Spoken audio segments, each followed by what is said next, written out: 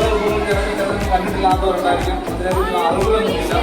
അതൊക്കെ നിങ്ങളുടെ ഉള്ളിലേക്ക് ഉണ്ടാകുക, നിങ്ങൾ പഠിക്കുക. ഒപ്പം ഈ ചെയ്ത വിഭവത്തെക്കുറിച്ച് ഒരു അറിവ് നിങ്ങളുടെ കൈകളിലുള്ള നിങ്ങൾ റെസിപ്പിയാണ്. ആ റെസിപ്പി നിങ്ങൾ എഴുതാൻ നിങ്ങളുടെ പേരൻസ് നിങ്ങളെ സഹായിച്ചിട്ടുണ്ട്, മുതിർന്നവർക്ക് സഹായിച്ചിട്ടുണ്ട്.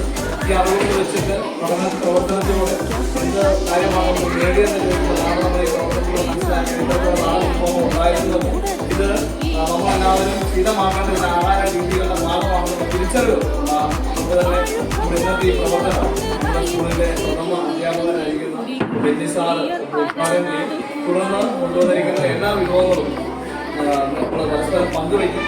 ഇത് ഈ പ്രവർത്തനത്തിൽ നമുക്ക് ഏറ്റവും സന്തോഷം നമ്മുടെ സ്കൂളിലെ ദിവസം നമുക്ക് ഭക്ഷണം സ്വീകരിച്ച് നാരായണയമ്മ വളരെ ആത്മാർത്ഥമായിട്ട് പങ്കാളിയായി.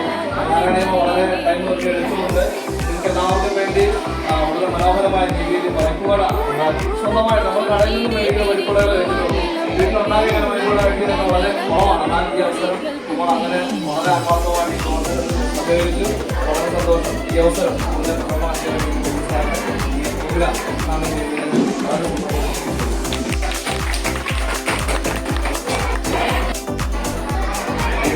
പ്രിയ സഹ അധ്യാപകരെയും പ്രിയപ്പെട്ട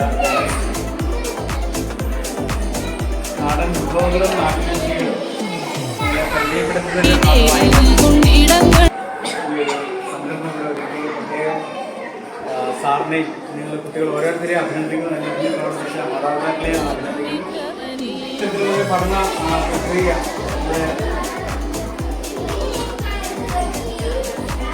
നടപ്പിലാക്കിയത് വളരെ ശ്ലാഘനീയമായ ഒരു കാര്യം. പ്രധാനമായിട്ട് നമുക്ക് ഭക്ഷണം കഴിക്കുമ്പോൾ ഏതൊക്കെ ഭക്ഷണം കഴിക്കാനാണ് നിങ്ങൾക്ക് ഇപ്പോൾ ഇഷ്ടം? ഏറ്റവും കൊതിയോടുകൂടി കഴിക്കുന്നത് എന്തായിരിക്കും? പറഞ്ഞേ, ഇഷ്ടമുള്ളതൊന്നുമില്ല ആഹാരം. ഏതായാലും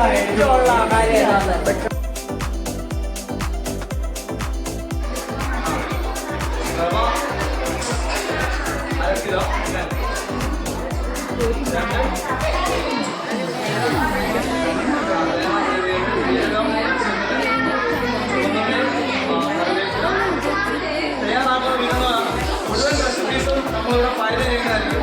ഈ റെസിപ്പികളെല്ലാം നിങ്ങൾ ഉണ്ടാക്കിക്കൊണ്ടുള്ള റെസിപ്പികൾ നോക്കണം. അതനുസരിച്ച് ബാക്കി റെസിപ്പീസ് നമുക്ക് പരസ്പരം വായിക്കാൻ പറ്റും.